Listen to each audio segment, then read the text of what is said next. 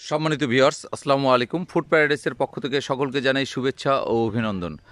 আপনারা অনেকেই আমাকে ফোন দিয়ে বারবার জানতে চাচ্ছেন যে দিনাজপুরের বর্তমানে লিচুর অবস্থা কী। আমি আজকে এই ভিডিওটি এই জন্যই ধারণ করা যে দিনাজপুরের সব লিচুগুলো আমি দেখাবো। বেদানা, চায়না থ্রি, বোম্বাই মাদ্রাজি প্রজাতির লিচুগুলো এই ভিডিওর মাধ্যমে আপনারা দেখতে পাবেন।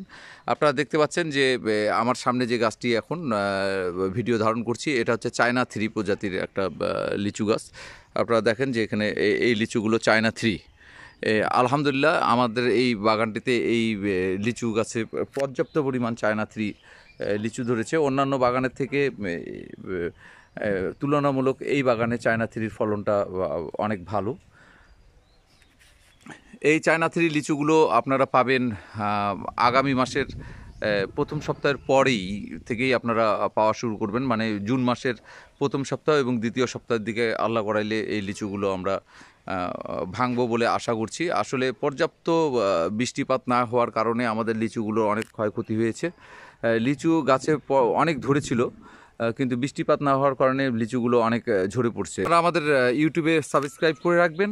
আমাদের যে ফুড প্যারাডাইস পেজ আছে, ফেসবুক পেজ, সেখানে আপনারা সংযুক্ত থাকবেন।